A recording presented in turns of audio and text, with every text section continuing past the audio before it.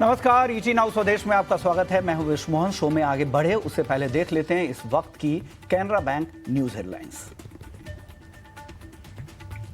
बाजार में गिरावट के साथ हो रहा है कारोबार। निफ्टी 150 अंकों से ज्यादा की कमजोरी के साथ 24,950 के पास। निफ्टी बैंक 300 अंक कर 55,950 के पास। आईटी, ऑटो और एफएमसीजी कंपनियों से सबसे ज्यादा दबाव। मिड कैप और स्मॉल कैप शेयरों में लगातार दूसरे दिन तेजी। मिड कैप इंडेक्स 175 अंक चढ़कर 58,200 के पास। स्मॉल कैप इंडेक्स में भी 100 अंकों से ज्यादा की तेजी। एक्सचेंजर के कमजोर Q3 नतीजों से आईटी शेयरों पर बना दबाव। इन्फोसिस और सेलटेक में 2 से 2.5% तक की गिरावट। टीसीएस और विप्रो में भी दिख रही है कमजोरी।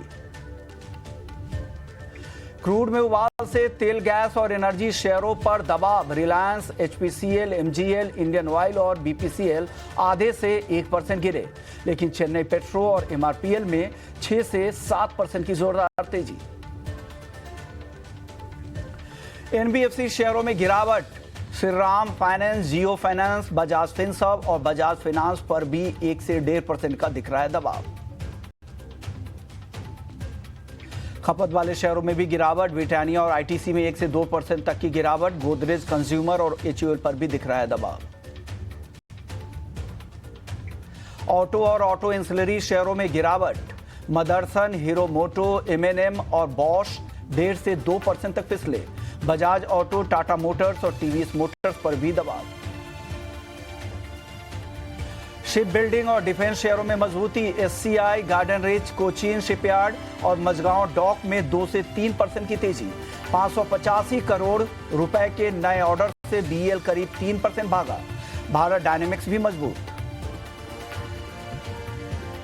कॉपर पर दबाव से वायर और केबल्स कंपनियों में रौनक। पॉलीकैब, केईआई इंडस्ट्रीज, फिनोलेक्स में 1.5 से 3% की तेजी।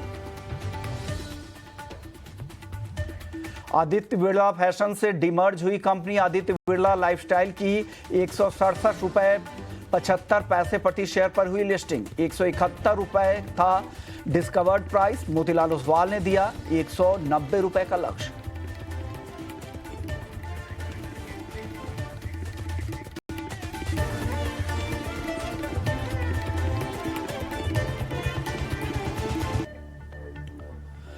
नमस्कार, स्वागत है आप सभी का ईटी नाउ स्वदेश में। मैं हूं विश्व मोहन और आप देख रहे हैं हमारी खास पेशकश मिड कैप मसाला। इस खास शो में हम मिड कैप की तमाम हलचल पर नजर रखेंगे, साथ ही आपको बताएंगे ट्रेड के दमदार मौके भी।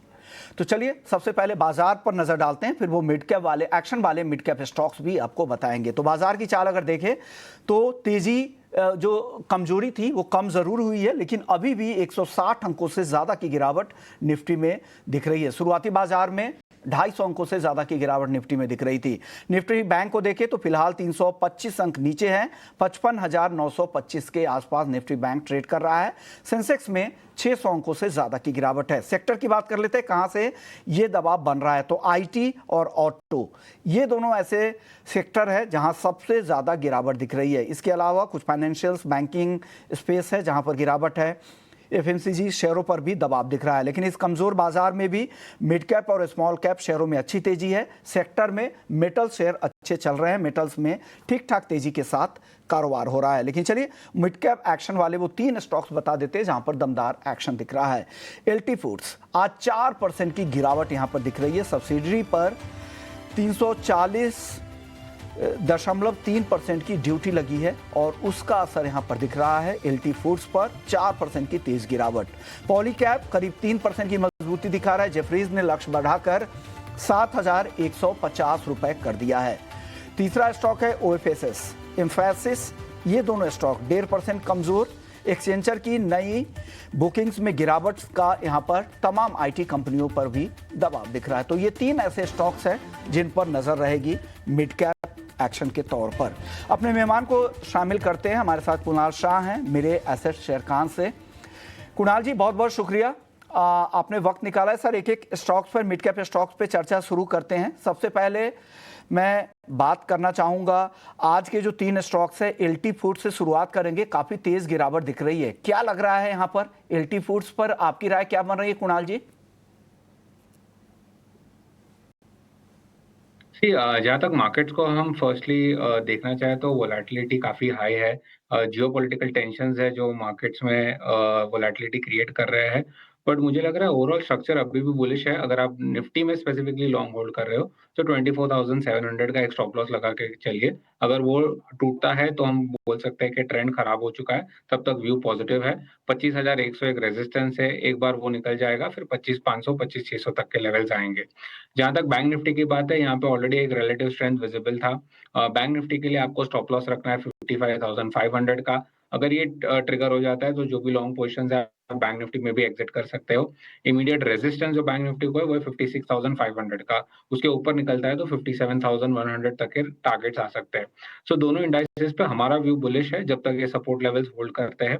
आज हमने ब्रॉडर मार्केट्स में रिकवरी काफी शानदार देखी है। मिड कैप, स्मॉल कैप सभी जगह बाइंग दिखाई दे रही है। सो आई थिंक यहाँ पे भी बाय ऑन डिप्स का ही रहेगा। स्ट्रॉन्ग बाइंग इंटरेस्ट दिखाई दे रहा है पूरे स्पेस में। So mid cap, small cap पे फोकस करिए। स्टॉक स्पेसिफिक मार्केट है, जहाँ स्टॉक्स में आपको या सेक्टर में तेजी दिखाई देती है वहां पे हम फोकस करेंगे। जहाँ तक आपने बात की है एलटी फूड्स का, तो डेफिनेटली एलटी फूड्स में हमने आज के ट्रेडिंग सेशन में हायर लेवल से एक अच्छी खासी प्रॉफिट बुकिंग देखी है एलटी फूड्स में। सो यहाँ पे कहीं न कहीं स्ट्रक्चर अभी भी लार्जर टर्म जो स्ट्रक्चर है वो पॉजिटिव ही रहा है एलटी फूड्स का। नियर टर्म में हम डेफिनेटली एक प्रॉफिट बुकिंग का सिनेरियो देख रहे हैं, बट मुझे लग रहा है ये डिप्स को यूटिलाइज करना चाहिए as a buying opportunity LT Foods में। आगे जाके हम वापस इसमें एक अच्छी खासी रिकवरी देख सकते हैं। तो ओवरऑल मेरा व्यू बुलिश है, डिप्स को यूटिलाइज करें बाय करने के लिए। सपोर्ट जो स्टॉक का है डाउन साइड पे वो है उसका 200 डीएमए जो 390 पे प्लेस्ड है। सो अगर आपको 390 पे मिलता है तो एक आइडियल अपॉर्चुनिटी रहेगी बाय करने के लिए। वहां से हम एटलीस्ट एक रिकवरी देख सकते हैं 420 430 तक के लेवल तक। तो ये सलाह एलटी फूड्स को लेकर है। मिड कैप में ही कुछ और स्टॉक्स की चर्चा कर लेते हैं। एक स्टॉक से ओएफएसएस और एम्फैसिस, इन दोनों स्टॉक पर आपकी क्या राय है? दोनों दबाव में हैं एक्सचेंजर के नतीजों से। आज तमाम आईटी कंपनियां कमजोर दिख रही, दिग्गज भी और मिड कैप भी। यहाँ पर कुछ इस स्पेस से कुछ पसंद आ रहा है आपको? आई थिंक निफ्टी आईटी, पहले मैं इंडेक्स की बात करूंगा तो निफ्टी आईटी इंडेक्स आप देखोगे तो लार्जर टर्म ट्रेंड उसका पॉजिटिव रहा है। हम एक मेक और ब्रेक लेवल के आसपास है। निफ्टी आईटी का जो 200 डीएम में प्लेस्ड है, सॉरी 20 में जो प्लेस्ड है वो है 38,000 और इंडेक्स चल रहा है 38,457। सो ये 400 पॉइंट नीचे यहाँ पे एक स्ट्रॉन्ग सपोर्ट है। अगर ये सपोर्ट टूटता है तो ये जो एंटायर बुलिश ट्रेंड है वो आईटी के लिए खत्म हो जाएगा। तो हमारा व्यू अभी भी बुलिश है जब तक ये सपोर्ट नहीं टूटता है। जहाँ तक आपने स्टॉक्स की बात की, एम्फेसिस की, यहाँ पे एम्फेसिस का लार्जर टर्म स्ट्रक्चर अभी भी पॉजिटिव ही है। होल्ड लॉन्ग करने की सलाह रहेगी। 2620 ये आपको स्टॉप लॉस लगाना है डाउन साइड पे। अगर ये ट्रिगर होता है तो लॉन्ग एग्जिट कर दीजिए, तब तक व्यू बुलिश है। हमारे टारगेट्स जो हायर लेवल्स पे है वो है 2800 तक के। ओके, तो आप यहाँ पर बुलिश नजर आ रहा है। चलिए अब बात कर लेते हैं एक और स्टॉक की जो आज मजबूती दिखा रहा है मिड कैप स्पेस का है, वो है पॉलीकैब। 3% से ज्यादा की तेजी दिख रही है। जेफरीज ने टारगेट बढ़ाकर 7,150 रुपए कर दिया है। पॉलीकैब पर आपकी राय क्या है कुणाल जी? पॉलीकैब आप देखोगे तो पिछले एक महीने से एक बड़े कंसोलिडेशन के फेज में चल रहा है। आज के ट्रेडिंग सेशन में हमने वो कंसोलिडेशन को अपसाइड पे ब्रेकआउट देखा है और हमने देखा है कि स्टॉक ने आज के ट्रेडिंग सेशन में अपने 200 डीएमए जो 6,246 का था उसको नेगेट किया है। मतलब एक बुलिश स्टांस यहाँ से बनता है, एक रिवर्सल दिखाई दे रहा है, ट्रेंड रिवर्सल। शॉर्ट टर्म तक के टारगेट्स रहेंगे 6,700 तक के। तो पॉलीकैब को लेकर ये राय आपकी तरफ से आ रही है। चलिए अब वक्त हो चुका है 3 घंटे के ट्रेड जानने का।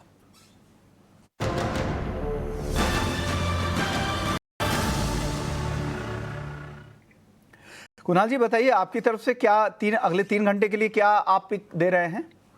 जी, I think defence as a sector में वापस हम स्ट्रॉन्ग बाइंग मोमेंटम देख रहे हैं, तो यहाँ पे फोकस करना चाहिए। शिप बिल्डिंग कंपनीज में काफी अच्छा बाइंग मोमेंटम है, तो यहाँ पे जीआरएससी पे अगेन बाई की सलाह रहेगी।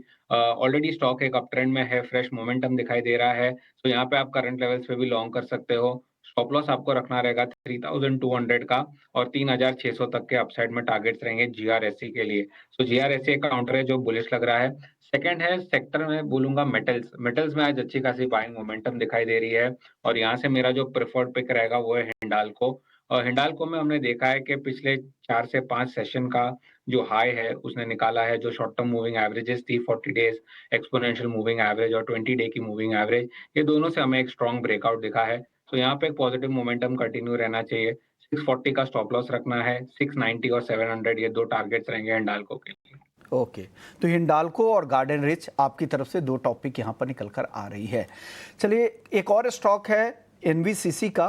कंपनी को 297 करोड़ का ऑर्डर मिला है, अभी ये खबर आई है, एमडीए से ये ऑर्डर मिला है। एनबीसीसी को लेकर आपकी राय क्या है कुणाल जी? एनबीसीसी को लेकर मेरी राय पॉजिटिव है। यहाँ पे स्टॉक ने अपने शॉर्ट टर्म मूविंग एवरेज पे सपोर्ट लिया है और वापस स्टॉक एक ब्रेकआउट के वर्ज पे है, जहाँ पे उसका जो 20 डे मूविंग एवरेज है 121.5 के आसपास। तो मुझे लगता है स्ट्रक्चर काफी बुलिश है। एक अच्छे लेवल पे बाइंग मिल रहा है। 114 हमेशा एक डिमांड जोन रहा है और वहीं से हमने रिवर्सल देखा है।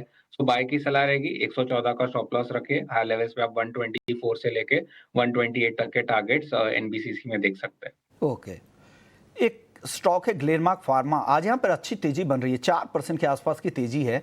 यहाँ क्या करना चाहिए ग्लेनमार्क फार्मा में कुणाल जी?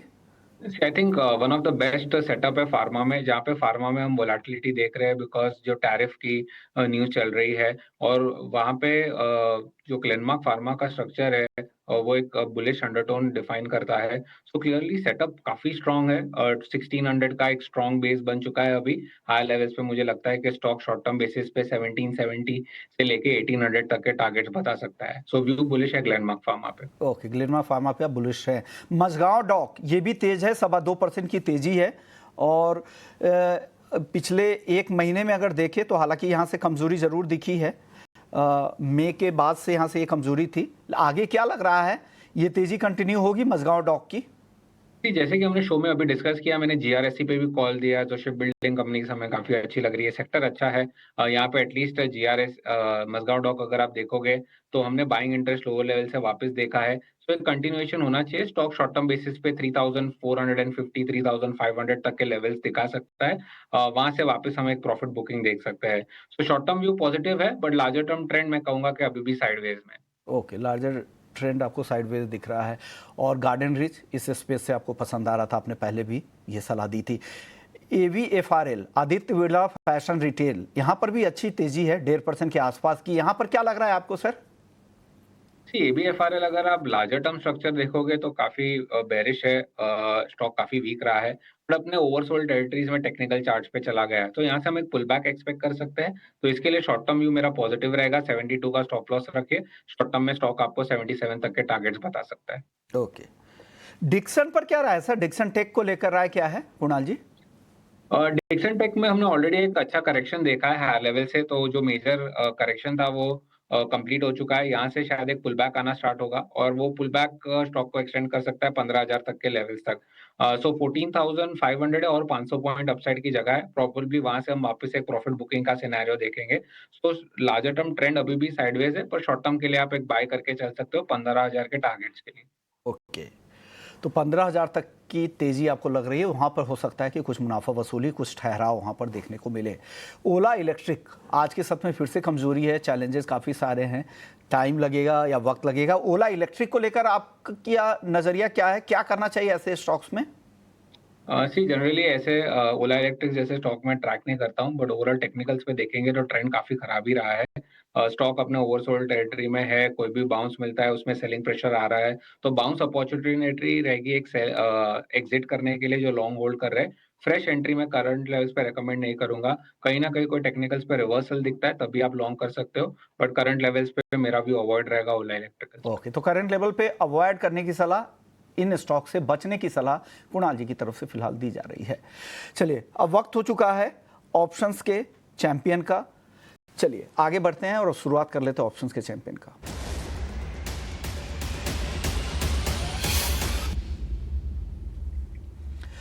हमारे साथ ऑप्शंस के ट्रेड बताने के लिए लक्ष्मीकांत शुक्ला जी हैं यस सिक्योरिटीज से। शुक्रिया सर। आज ऑप्शंस में कहाँ पे आपको मौके दिख रहे हैं sir? Good afternoon Vishwamohan ji. Good afternoon sir. आज के ऑप्शन चैंप में हम हैंडल को रेकमेंड करेंगे। यहाँ पर एक सिमेट्रिकल ट्रायंगल का फॉर्मेशन बनता हुआ नजर आ रहा है डेली के चार्ट्स पर, और 20 और 100 और 50 डीएमए का एक अच्छा बुलिश क्रॉस ओवर भी देखने को मिल रहा है। वहीं से यहाँ पर एक शॉर्ट टर्म रिबाउंड आता हुआ दिखाई दे रहा है इस स्टॉक में। हालांकि सिमेट्रिकल ट्रायंगल का ब्रेकआउट आया नहीं है, बट मुझे लगता है कि अगर एक बार 671 के ऊपर क्लोजिंग होती है तो हमें अच्छे खासे अपसाइड के मोमेंटम देखने को मिल सकते हैं। बट करंट लेवल पे रिस्क रिवॉर्ड रेशियो फेवरेबल है इसीलिए इसमें बाइंग अपॉर्चुनिटी, बाइंग रिकमेंडेशन दिया जा रहा है। तो हमें यहाँ पर 5 to 7 रुपीज के बीच में 660 का कॉल ऑप्शन बाय करके चलना है हिंडाल्को में। जो अपसाइड के टारगेट निकल कर आ रहे हैं वो आ रहे हैं 16 रुपीज के, और 1 रुपीज का स्टॉप लॉस लेकर चलना है यहाँ पर। तो जो ओवरऑल रिस्क बनता हुआ नजर आ रहा है वो 7,000 रुपीज का है, और अगर एक्सपेक्टेड टारगेट अचीव होते हैं तो जो मैक्सिमम रिवॉर्ड है वो 14,000 रुपीज का है। ओके, तो 660 के स्ट्राइक की कॉल खरीदे, 5 से 7 रुपए के बीच में उसका प्रीमियम आपको मिलता है तो खरीदे। 16 तक ये प्रीमियम जा सकता है। अभी कुणाल जी ने भी 3 घंटे के ट्रेड में हिंडाल्को में खरीदारी की राय दी थी और यहाँ पर ये कॉल भी आ रही है। हालांकि अभी देखें तो ये अच्छा रिकवर भी हो चुका है। 640 के आसपास शुरुआती कारोबार में ट्रेड कर रहा था, ये स्टॉक अब बढ़ के 660 के ऊपर आ चुका है। करीब 2% की तेजी दिख रही है। तो यहाँ पर ऑप्शंस के जरिए ट्रेड करने की सलाह लक्ष्मीकांत जी की तरफ से। शुक्रिया सर, आपने वक्त निकाला, हमारे दर्शकों को गाइड किया कि एफएनओ में ऑप्शंस में आप क्या ट्रेड आपको लेना है। लेकिन इससे जुड़े हुए रिस्क डिस्क्लोजर यही है कि एफएनओ ट्रेडिंग में 10 में से 9 लोगों को नुकसान होता है। जब भी आप ऑप्शन ट्रेड करें तो इन बातों का ध्यान जरूर रखें। एफएनओ ट्रेडर्स को औसतन 50,000 रुपए का नुकसान हो जाता है। घाटा होने के बावजूद भी 28% उनको ट्रांजैक्शन में खर्च हो जाता है। तो ये ध्यान रखें, फिर आप ऑप्शन ट्रेड का मन बनाएं। वक्त है ब्रेक का। ब्रेक के बाद लौटेंगे तो कुणाल जी से कुछ और शेयरों पर राय लेंगे, क्योंकि मिड कैप में ढेर सारे ऐसे स्टॉक्स हैं जहां पर कमजोरी भी है। क्या वहां पर खरीदारी का मौका भी बन रहा है या नहीं, बताएंगे आपको ब्रेक के बाद। जल्द लौटते हैं।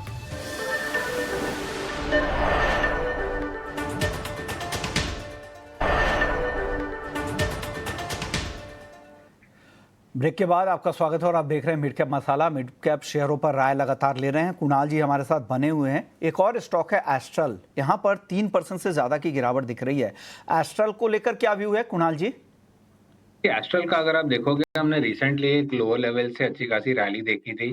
सो ओवरऑल सेटअप अब भी साइडवेज का है। सपोर्ट है स्टॉक का डाउन साइड पे, वो है 1464 के आसपास। तो अगर वहां पे आपको कहीं मिलता है एंट्री लेने के लिए तो एक बेस्ट अपॉर्चुनिटी रेडी बाय करने के लिए। करंट लेवल्स पे मेरा व्यू साइडवेज का है। एस्ट्रल को लेकर एचपीसीएल आज ये भी कमज़ोर है। हालांकि गिरावट बहुत ज़्यादा नहीं है, 1% के आसपास की गिरावट दिख रही है। तमाम ऑयल मार्केटिंग कंपनियों में गिरावट दिख रही है और एचपीसीएल भी उसी का हिस्सा है, क्योंकि कच्चे तेल के दाम जिस तेज़ी से बढ़े हैं, हफ्ते भर में देखें तो 7-8% तक की तेज़ी आ चुकी है। और स्ट्रेट ऑफ हॉर्मुज से सप्लाई को लेकर जो चिंता है, और क्योंकि उस रूट के जरिए एशियन और अफ्रीकन कंट्रीज़ को ही क्रूड ऑयल की सप्लाई होती है, ये चिंताएं हैं। ऑयल मार्केटिंग कंपनियों पर दबाव बन रहा है। हालांकि पूरा एनर्जी पैक ही आज कमजोर नजर आ रहा है। एचपीसीएल खास करके यहाँ पर क्या राय है कुणाल जी? तो एचपीसीएल और ऐसा काउंटर है जहाँ पे अभी जो ग्लोबल जियोपॉलिटिकल टेंशन है, तो वोलेटिलिटी काफी रहेगी। ऐसे सब काउंटर्स को मैं करंट लेवल्स पे अवॉइड करूंगा, क्योंकि आप कोई भी ट्रेड ले लीजिए, इसमें कोई लॉजिक या सेंस नहीं बनता है। एक बार थोड़ी स्टेबिलिटी आ जाएगी, फिर हम एक क्लियर कट व्यू ले पाएंगे। अगर कोई ऑलरेडी लॉन्ग होल्ड कर रहा है तो 373 का स्टॉप लॉस लगाइए। अगर वो ट्रिगर करता है तो फिर एग्जिट कर दीजिए लॉन्ग पोजीशन। ये राय यहाँ पर निकल कर आ रही है। चलिए कुछ और स्टॉक पर चर्चा कर लेते हैं। गोदरेज इंडस्ट्रीज, ये भी आज काफी कमजोर है, करीब 4% की गिरावट यहाँ पर दिख रही है। गोदरेज इंडस्ट्रीज पर क्या राय है कुणाल जी? गोदरेज इंडस्ट्रीज ओवरऑल सेटअप काफी बुलिश रहा है। थोड़ा इलिक्विड स्टॉक है, सो ट्रेडर्स को आई थिंक ट्रेड करने के लिए इतनी लिक्विडिटी नहीं मिलती है स्टॉक में। सेटअप बुलिश है स्टॉक का। हम हायर लेवल से थोड़ा बहुत प्रॉफिट बुकिंग देख रहे हैं। स्टॉक में लोअर लेवल्स पे 1240 तक आ सकता है, वहां पे बाइंग इंटरेस्ट वापस आना चाहिए। सो करंट लेवल्स पे व्यू अवॉइड का है, बट ओवरऑल सेटअप पॉजिटिव है स्टॉक के लिए। पोजिशनली मुझे लगता है 1400-1450 तक के टारगेट्स आने चाहिए। 1450 तक के पोजिशनल नजरिए से आप यहाँ पे खरीदारी कर सकते हैं। एमआरपीएल आज अच्छी तेजी है, 8% के आसपास की तेजी है, 145 रुपए के ऊपर है। एमआरपीएल पर क्या राय है कुणाल जी? एमआरपीएल ओवरऑल ट्रेंड साइडवेज में है, बट सिंस जो क्रूड में स्पाइक आया है वह उसमें एमआरपीएल, चेन्नई पेट्रो, ये सब स्टॉक्स में बुलिश मोमेंटम हमें आज दिखाई दे रहा है। आज वॉल्यूम्स के साथ यहाँ पे बाइंग आई हुई है ये सभी काउंटर में। सो जो साइडवेज टू पॉजिटिव का व्यू है, सपोर्ट है 135 का, उसको स्टॉप लॉस रखिए। हाई लेवल्स पे स्टॉक आपको 154, 160 तक के लेवल्स टारगेट्स बता सकता है। ये 150, 160 तक भी पोजिशनली जा सकता है ये स्टॉक। एमआरपीएल को लेकर ये राय है। बीईएमएल आज अच्छी तेजी दिखा रहा है, करीब 5% के आसपास की। बीईएमएल पर क्या राय है सर कुणाल जी? एमएल ऑलरेडी एक बुलिश अप ट्रेंड में है, स्ट्रॉन्ग ब्रेकआउट रहा है स्टॉक का 4500 के ऊपर जो जैसे ही निकला एक बुलिश सेटअप था। स्टॉक पोजिशनली मुझे लगता है 5100 के लिए रेडी हो चुका है। ऑलरेडी कोई लॉन्ग होल्ड कर रहा है तो कंटिन्यू करे होल्ड करना। फ्रेश एंट्री मैं कहूंगा डिप्स पे यूटिलाइज करे, अगर 4600 के आसपास मिलता है तो आप लॉन्ग कर सकते हो। 4450 का स्टॉप लॉस रखिए, 5100 तक के टारगेट्स आ सकते हैं बीएमएल में। ओके, 5100 तक के टारगेट भी आ रहे हैं, लेकिन स्टॉप लॉस का भी ध्यान जरूर रखिएगा। चलिए, अब वक्त हो चुका है हमारे अगले सेगमेंट का, मिड कैप के महारथी का।